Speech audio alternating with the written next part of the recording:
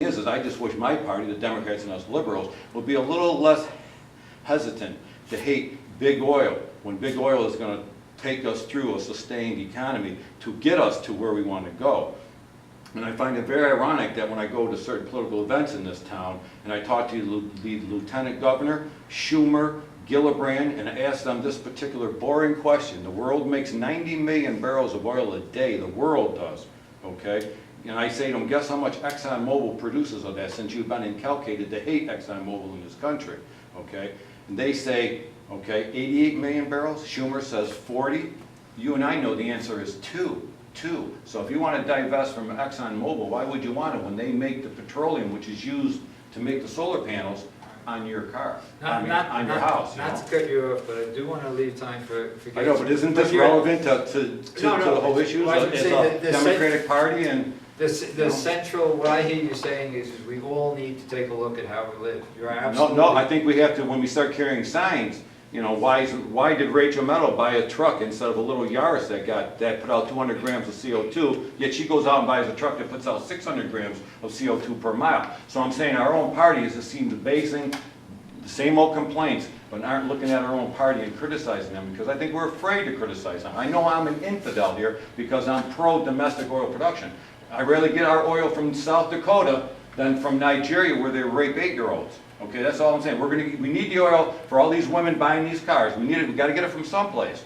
I would think it'd be smarter to start working with certain oil companies in a productive way instead of. I find it very ironic when I watch the access. I'll be done in 1 minute. Right. 1 minute that I watch the access pipeline and I see 2 women driving around in a Honda CR-V with chrome around the windows, dual exhaust, pearl paint, electric windows, electric locks, moonroof. And you know Sir, what it I takes have to start my presentation, so if you could You have more than enough time. See, that's what I'm getting at. It's only 30 seconds, but no one can listen to this.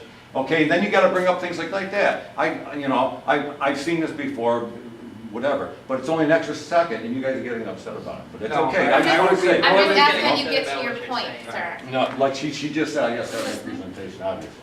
It's only an extra second, wouldn't be. I'll be around after the presentation. I already seen this presentation as the EV class that I went to on these people. I'm already aware of this. That's another thing we're preaching to the choir somewhat. We already know many of what you're about to talk about. I'm wrong on this, but I do hear people tell me, I know you don't want to hear this criticism, but when we go to meetings like this, we've already heard everything you've said. You're preaching to the choir. You got to be, okay, that's all I'm saying. But Thank you very much. Okay, we got to go to another event. Thank you for listening. I appreciate it. Thank you, Pete. Hi, everybody. So I've got my full stack of PowerPoint slides. I'm going to probably skip a couple of them, just keep it a little bit short. But if there's anything that you want me to go over in more detail, I'd be happy to stop and address any questions that you have. My name is Caitlin Friesel. I'm the project coordinator for Solarize CNY. We are a not-for-profit organization. We're based out of Syracuse, just 2 blocks away in Clinton Square, but we are in the 5 counties in central New York, Cortland, Cayuga, Madison, Onondaga, and Oswego counties. Our campaign, is everyone here familiar with Solarize? Have you heard of us before? You've heard of us? Let me ask you, if anyone here not heard of us before, they're unfamiliar with what a Solarize campaign is. Okay, so I won't bore you with the details. Like you said, we're preaching to the choir, but I'll go on anyway. So we are the Central New York Regional Planning and Development Board. We were the very first campaign in New York State, Solarize Madison. They brought Solarize to New York, and the campaign was so successful that New York State came to Madison County, to us at the CNYRPDD, and asked us if we could help develop a statewide program. So now it's a NYSERDA-funded, grant-funded program to help promote renewable energy, solar energy, throughout New York State. In 2015, we ran the first 5-county campaign, and it was the largest campaign in New York State and in the United States. So we were very proud to be the biggest, for whatever that's worth. So what does Solarize do to help? How does a Solarize campaign help people to go solar? The first component is reducing the high upfront cost by negotiating a bulk discount with all of our installers. The second component is the complexity. By doing presentations like this, we help people to understand how solar energy works, answer questions, and get people signed up to go solar. And we also bring a pre-selected group of installers so that you're able to choose from a select group instead of having to go on Google and look at 50 plus companies and try to figure out who to call. And the last component, customer inertia. Going solar might not always be anyone's top priority. I know for Pete and other people it was something they really wanted to do, but for other people they might have other things like going to the dentist that's taking up a lot of their time, or me at the vet today with my dog. So going solar might not always be the highest priority on your list. So we make it a limited time offer. Our campaign wraps up this weekend at April 22nd. So if you haven't signed up yet with the campaign, you have to sign up by April 22nd to lock in the bulk discount. So this, I'm going to just go over briefly. In 2011, there was no Solarize campaign in Central New York. 2012 and 2013 were the first Solarize Madison campaigns. In 2014, we had the Solarize Syracuse campaign. 2015, the first regional campaign. And in 2016, there was no Solarize campaign in our region. And you can see that the broader the market for the Solarize campaign that we ran, the vast number of people going solar increased tremendously. If you look in 2015, we had almost 200 people sign contracts to go solar, and almost 400 people go solar outside of our campaign. So by promoting solar energy around the region, a lot more people hear about it. They sign up to go solar both within and outside of our campaign.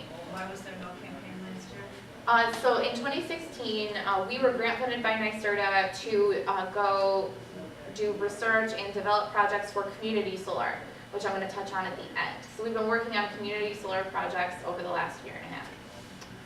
So this is a picture of a house in Manlius being developed for solar.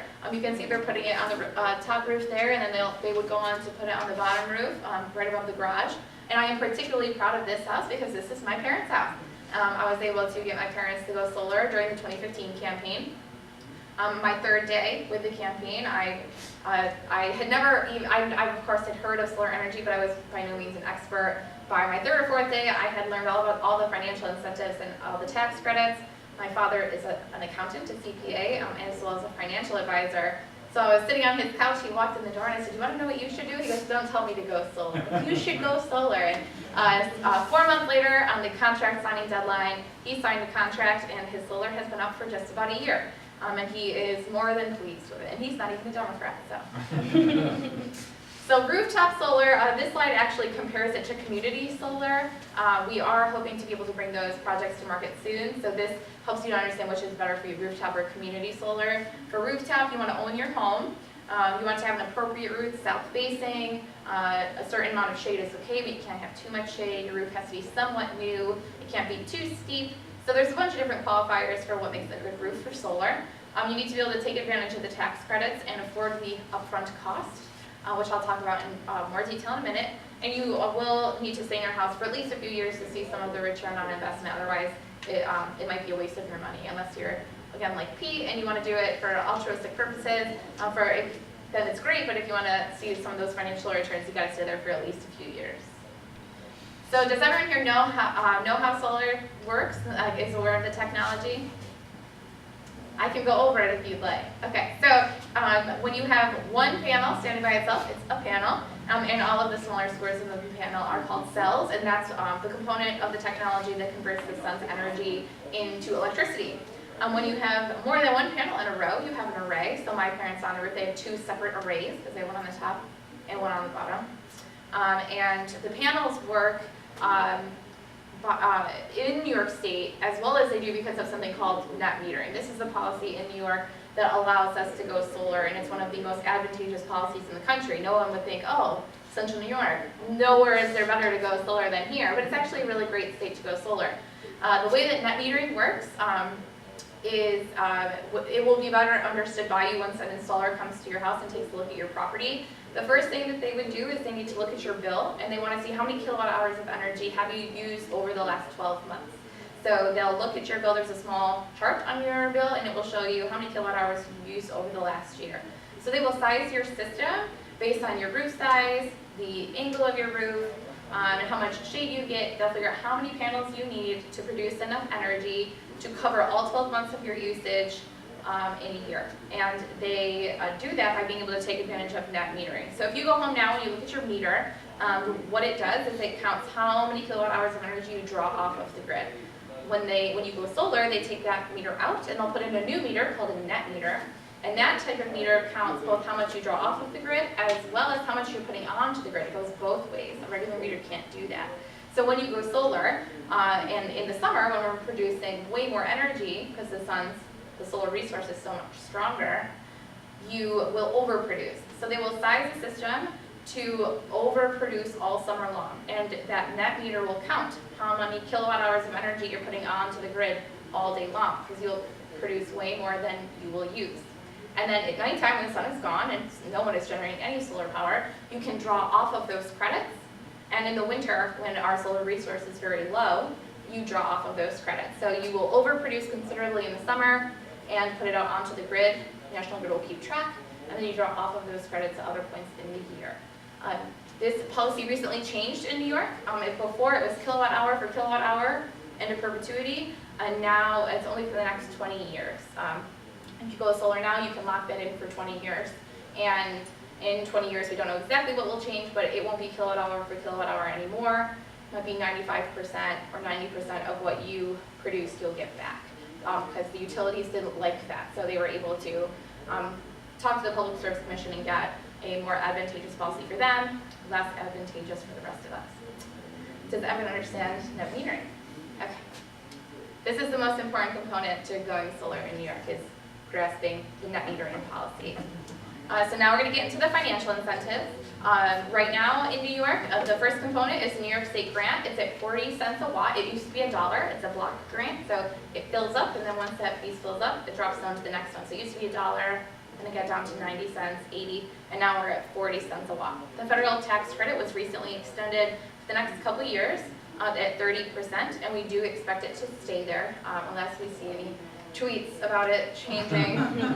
The state tax credit is 25% of the net cost of the system up to $5,000. And how all these things fit together is on the slide here. This assumes a 7 kilowatt system, which is an average size house in central New York. You get 3-bedroom, 1-bath, colonial, if you will. And we use a $3 a watt cost, though all of our installers are offering prices below that. We wanted to use an even number for you. And that brings it to just around $21,000.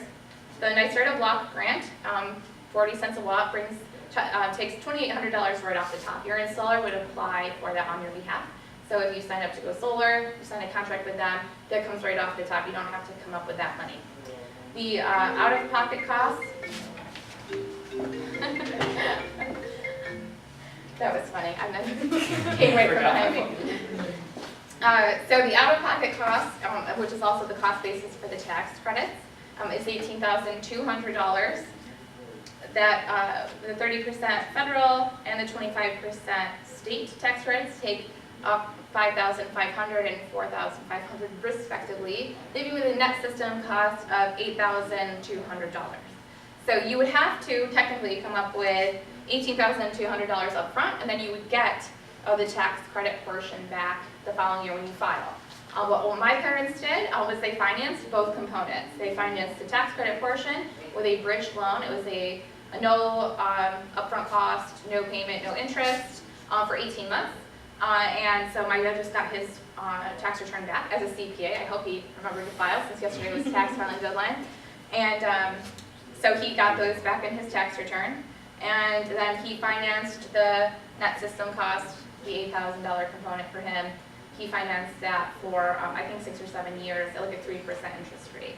Yes? Can you give us kind of like a picture of what a 7 kilowatt system size would be powering? It's like a 3-bedroom, 1-bathroom house. It really depends on your, like that is as broad of an example as I can get, or really is specific, because if I live in a house and I've got 5 kids and I shove them all into those bedrooms, and then my mother-in-law is living in the basement and I've got like 12 dogs, like I'm going to use a lot more energy than if like one little lady lives in that house. So it really depends on your energy usage, how much energy you are using. You could have a 5,000 square foot house and only spend any time with 1 room. So it really depends on your energy usage, and then it depends on the orientation of your roof, the shading, because the 2 houses across the street from each other, the exact same size, could use would need completely different amounts of panels because they would not generate the same amount of energy. Okay, and just, our system, which is about 5K, we have a four bedroom, split level house. There's 2 adults and a daughter who's 23, who likes, her electronics. And how many kilowatts was your system? It's about a 5K system, but we're also very, very energy conscious. We have 100% LED light bulbs. We do have a dryer, but we use a dryer rack, drying rack for our laundry. So it is hard. I think an average home uses about 7K, so we're below. Yeah, this is an average size home. Yeah, it'd be 7,000 kilowatts. My parents' house, the one that you saw with it on the roof, and I've got a picture on my phone that I just took this weekend that I can show you. It's so beautiful. I love coming around the corner, especially on a beautiful, sunny Easter morning. I was like, oh, that solar is just ramping up. It's so great to see. And their system is about a 10 kilowatt system. And we have a volunteer that comes out and talks to groups, and his system, he could only get 80% of his usage because of his shading and the orientation of his roof, he couldn't get to 100%. So he went to his house and like he said, he got all energy saving light bulbs and he got new appliances where he could and was able to now surpass 100%. So it really depends. It's a long answer to your short question. So any question on the financial incentives or the financing? So the one thing I also want to mention about the financing, all of our installer partners, they have these partners. They have credit unions and other financing partners as well as the Green Bank, and they're all NYSERDA approved installers. So my father, he used the Green Bank, but there are other opportunities available, and all of our installers offer great incentives and packages for financing your solar. So this helps to portray how much money you save. I don't want to go through it in too much detail because I know we're short on time, but if you were to stay connected to the utility, you spend about $36,500, and by going solar, you spend $19,350. So this does amount to a 12 to 15% return on investment over the 25 years. And what I'd like to mention is that your panels don't turn off on the 26th year day one. They will continue to produce energy, and we will continue to get more efficient. Like just in the last 10 years, look at the energy efficiency improvements we've been able to make. So in 25 years, their efficiency will decrease, just like any technology becomes less efficient over time, but we will become more efficient. So we could theoretically stay on par with what our panels are producing over 25 years. So the reason we use a 25-year example is they're warranted for 25 years. So if anything were to happen to your panels, they would be replaced. They won't replace them.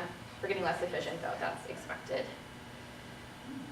And this was, for my parents, the last component. The day before the contract signing deadline, my dad called and said, but what if we move in the next couple years? So my dad signed the contract, stand it back to me, but he finally was able to speak to some real estate agents, and he received the answer that we are getting on a national level, that if you go solar and you have solar panels on your roof, you get a 3 to 4% increase in the value of your home when you sell it. So in houses that have solar sell like 75% more quickly than houses that don't, and the reason for that makes perfect sense. You put in the listing that whoever moves in doesn't have to worry about electricity. It's a pretty good selling point for a house.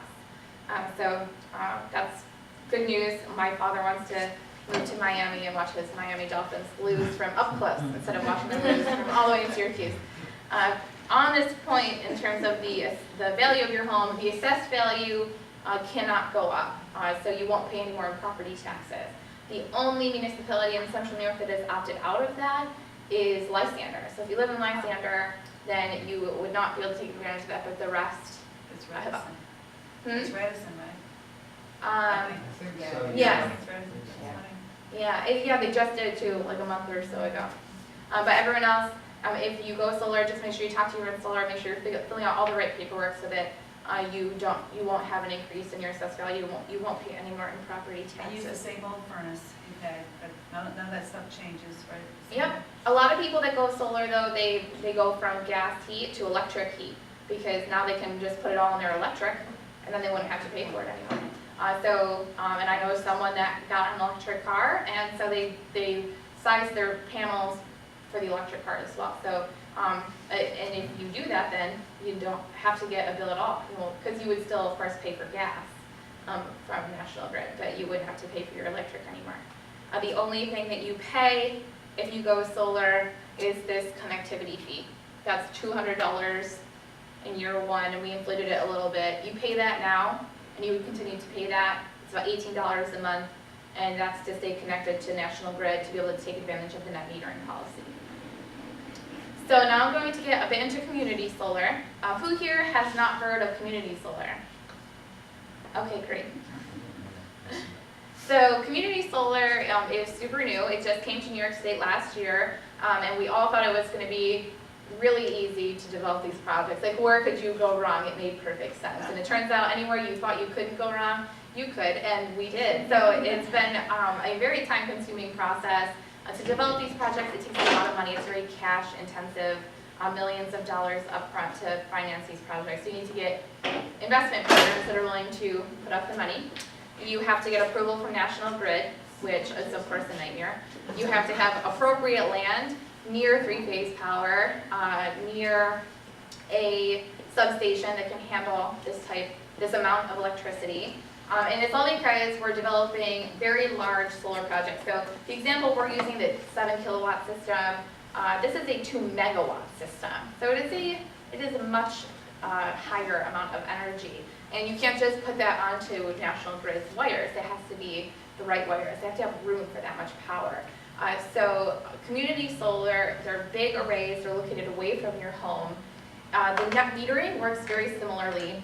Instead of the net metering policy, though now it is a remote net metering. So you are able to go solar at your home without needing to be near the array. So if there was a community solar project in Oswego and we live in Syracuse, for example, we could participate in that.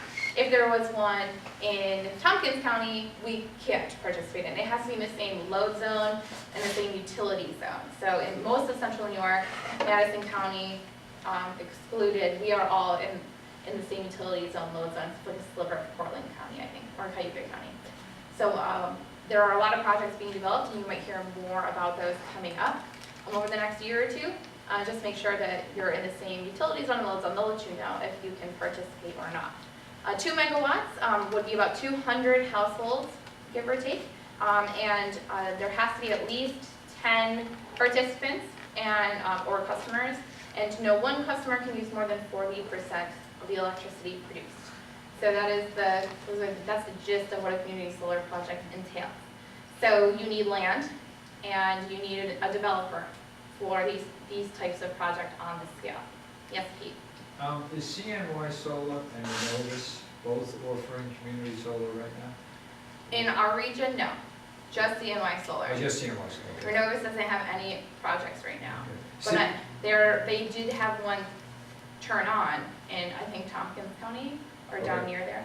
But they don't have any that they've gotten approval. National Grid is more challenging to work with than NYSEG, so they've had more difficulties up here. And CNY Solar hasn't been able to turn any of theirs on. Right, but they're developing one. Yeah.